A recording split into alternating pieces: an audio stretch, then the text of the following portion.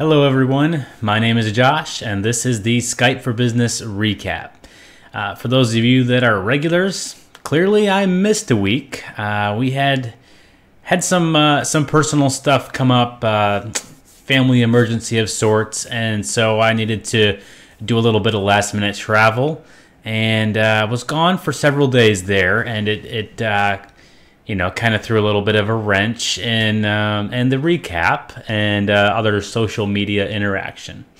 However, now that is behind me, we are trying to get caught up here. So I'm going to record one of two sessions. I thought about combining all the content that I was going to do last week with all the content for the current week, but instead, this is going to be the first episode. This will be for everything leading up to November 11th, and then I'll do a follow-up episode here in a little bit with everything leading up to November 18th. So that is what's up with the discrepancy in timing on the videos, and then both coming out at the same time and all that stuff. So, all right. So that's that. It's getting chillier out. Clearly, I'm not in my normal outdoor setting that I've been in recently. A little bit cold outside today to be recording out in the elements. So a little bit of a cold front blowing through, I guess. That's what they say. I was actually just up in Michigan, and we are supposed to be getting snow tomorrow. So I guess I should be glad that I'm back in Texas and not dealing with snow. But yeah, at any rate, let's jump over to the handy dandy infinity screen, shall we? And then we will bring up our list of content here. The first item we were supposed to touch on last week was the CU, the cumulative update for Skype for Business Server 2015. This is, of course, the download page for it here. All right, it includes all available updates for Skype for Business Server 2015 with CU4. We have our version number. We have our file name. This was published on November 4th. So actually a couple weeks back at this point. And then we have a link to our KB article. All right, I'm going to then jump from here onto a blog post that was put together kind of diving into the CU a little bit more. Martin Boehm, Microsoft UC blog is the name of his blog. And you can find his stuff out at ucmart.uk. And Martin did a handy little write-up here of his observations with this new update.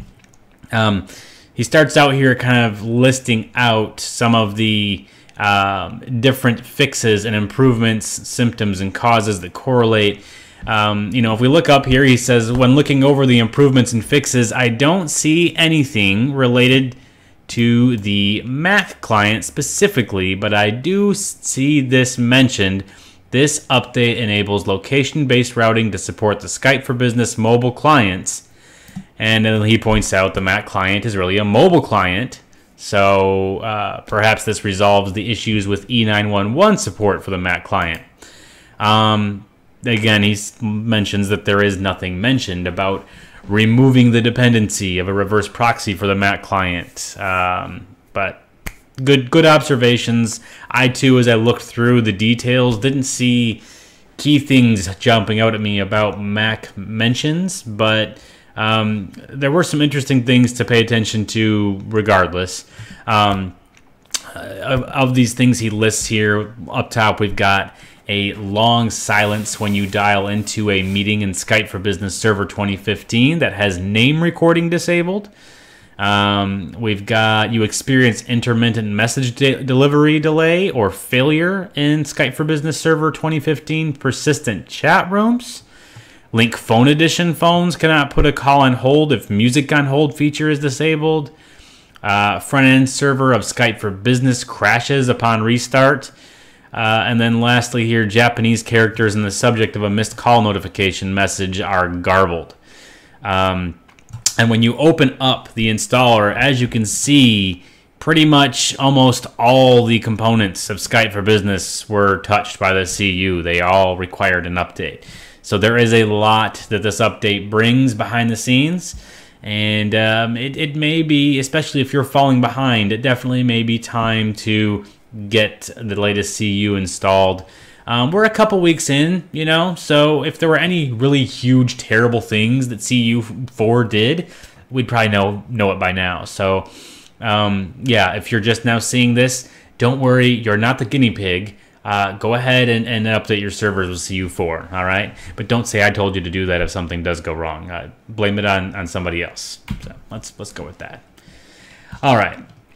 Next up, the UC Architects.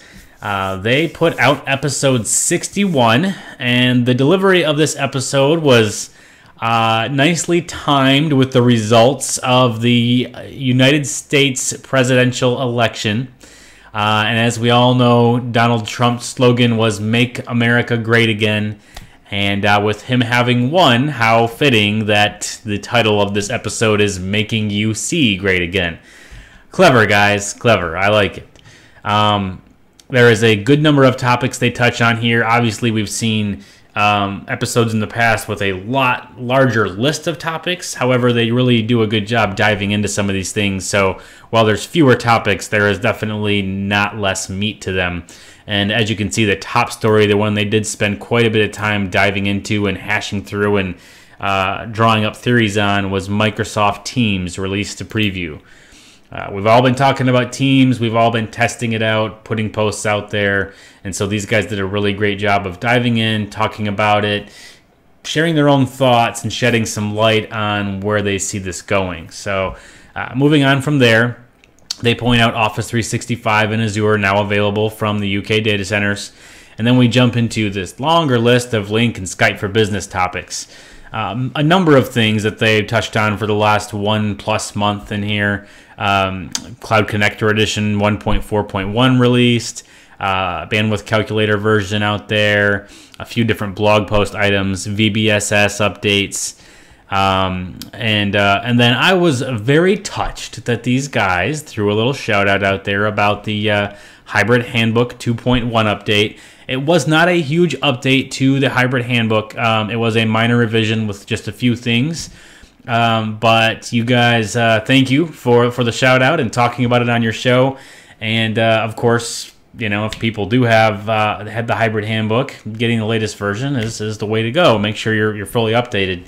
I'm thinking I need to start working on the next bigger version to include stuff about Teams, but I still need to figure out where that fits exactly. And then lastly, they rounded this list off with the free Skype for Business online network assessment tool from Microsoft. So great episode, good conversation with the guys. You had Pat Richard, your host, of course, and then Tom Arbuthnot, Stale Hansen, and we're both on the show. And the editor, as always, Mr. Andrew Price. They were getting this pushed out and finished and edited and published all from the MVP Summit while they were all there. All of them MVPs, all very busy with the summit, and they still crunched this thing out. So kudos to you guys. Very well done. Make sure you take some time to listen to this latest podcast. All right, let's jump on over. Matt Landis, another MVP who was also at Summit, I believe. He put this out a couple weeks back, the Microsoft Collaboration Solution Selector that he's been working on. And as he points out, this is currently beta. Do not depend on it at this time. What he wants you to do is check out this post, start clicking around, try some things out, try a few different combinations, and give your feedback. Let him know what you think of the tool, what tweaks might be appropriate if you think it's right on or what the case is here. Let's just go through a really quick test scenario with this little tool. So right here within the browser, within this post, we're going to click Start. All right. Are you currently using Slack? You know, I'm going to say no, I'm not, because I'm not using Slack. Are more than 80% of your users external? Well, for my own private tenant, there's one user, and that's me, and I'm usually external. Yes. Is your primary interaction chat-based? Yeah, sure. I do a lot of chat. Let's do that. Is your interaction file-centric? For me, not so much. Files once in a while, but not a huge deal. Do you require audio-video as an option? Of course. Who doesn't want audio-video? And do you need support? Do you need to support groups more than 600 users? In my case, not so much. So we say false. As you can see up here, we're on number 7 of 9.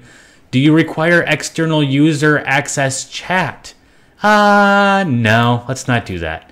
Do you require email collaboration? Yeah, of course. Email is still there, right? Email's not dead yet. Do you need PSTN? Yeah, of course. I need to talk to people on the PSTN. The results are you should go with Office 365 groups. Now, this is interesting. I tried a few different combinations, and most of the time I was getting Office 365 groups. One of the other times I did it, I got some other suggestion. I forget what it was. But I'm kind of curious the algorithm it uses, and I'd love to see the result provide a little bit more context around why that recommendation was specifically called out as being the better scenario, and maybe even versus some of the other possible answers. You know, that's some of my feedback anyway. So if you got a few moments, do you want to toy around with this and give Matt some feedback? I will give you the link in the YouTube video description, and check it out. Next up, I've got two separate blog posts here from Richard Bryntesen and another MVP. And this first one is a quick tip, Microsoft Teams under the hood.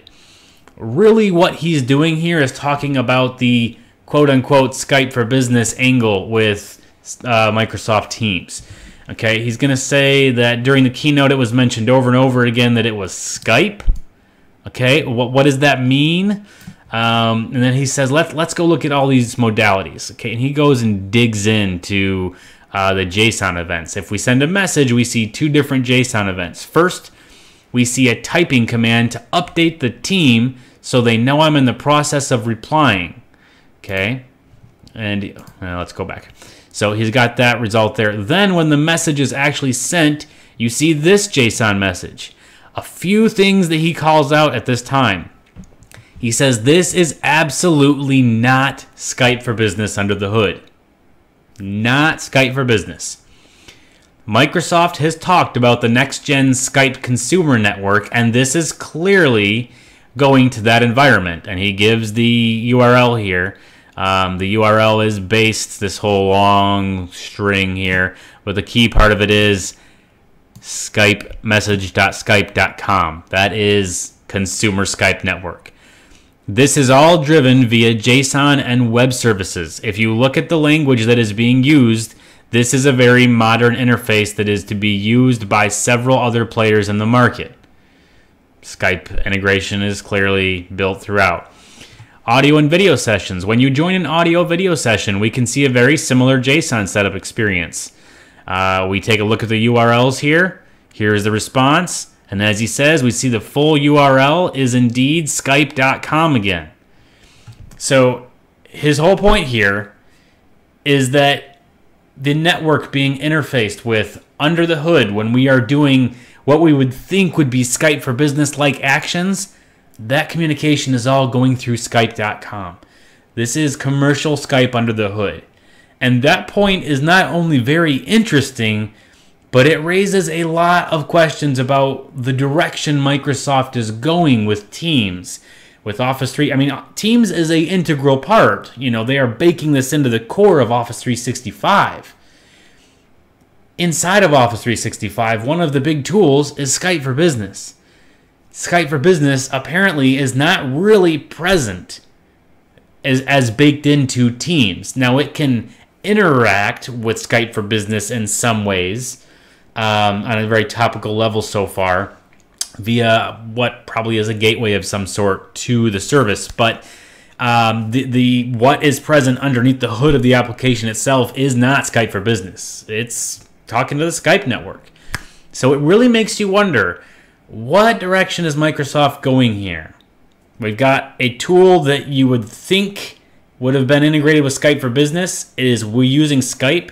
Microsoft is talking more and more about Skype. They're using the word Skype and not Skype for Business. There seems to be a push, or that the two are on some path that is heading very close to the same direction. And I'm kind of wondering if one day we're going to see these things merge or melt in some sort of way that they are not currently. That's probably a much longer road to be heading down, but you have to wonder with the marketing and the lingo and the messages that are being pushed in front of us here, right? So, okay. Thanks for pointing that out, Richard. The next thing that I wanted to point out from Richard here was the Skype Validator Next Gen. This was on November 4th. He put this out there. He wants to talk about the next generation of Skype Validator. All right. He says the goal each year is to have a major update to the product, and this year is no different. 3 primary items they wanted to address: improve navigation, improve the phone provisioning process, and improve monitoring tools. Now, like he says, at this time, he's talking about items number 1 and 2, so we're not talking about monitoring tools. We're talking about improved navigation and phone provisioning processes. First, improved navigation. One of the biggest issues with Skype Validator is that you were forced to enter all of your information to get to monitoring or VVX config. And if you had all this information already entered into the system, clicking on your deployment made you click a bunch of times before you got to what you wanted. Okay, with the new update, this is what we see. Primary SIP domain, select the following deployment purpose. He wants to make sure we all know that these are mock-ups and not the final images by any stretch of the imagination. And then in addition to this, once you are in the deployment, you will see a full menu of options and no longer need to step through each item sequentially. So we can go in here and click through these. Dashboard, design information. Let's jump to edge design. Let's go to persistent chat. Let's jump down to validating our design. Very handy to be able to touch on these individual areas instead of clicking all the way through. Phone provisioning. The introduction of locations here. If we click on this image, we can see location names, main office, MSP office. Very cool stuff here. And when we open up the settings for the location, there's a few things to note. It shows us another picture here. First, they've moved from HTTPS to an FTPS site. All right, that allows individuals to upload log files, call logs, and much more. In addition, he wants us to notice that all the settings are displayed in an easy-to-use tab interface, making organized by sections kind of a way to do things. Tabs, I like tabs. A lot of people like tabs. Tabs are neat and organized, so this is a good change. And then groups. Once you have created your location config, you can now create as many groups as you want for your organization. And a few other things he calls out here, but I would like to leave most of that up to you to read into and get into the details more on. He says what else is coming: being able to assign devices to a group and mass process, better UI updates so it's easier to figure out, fix a chicken egg scenario with devices and groups. Right now, when you assign a device to a group, you have to go back and regenerate files for the entire group. So that's on the list for updating. All right, let's jump out of our back to our infinity screen, back over to full screen. Guys, thank you for your patience while I skipped town last week and didn't have a show. Thanks to all of the people generating content during the last couple of weeks that it provided me stuff to talk about. It's always good reading through your stuff for my own edification, but having good quality content to share is great and helps all of you out. So thank you to all the people that did blog posts and shared the latest stories. And again, thank you guys for joining me, for watching. Please retweet, reshare if you liked the video, and throw feedback if you didn't, all right? Because feedback is hugely important. That's about all I've got for today. It's the end of the week, and it's time for me to get some rest done after I record the next video for November 18th. Thank you all. Have a great evening. Have a great weekend, and we will see you next Friday. Adios.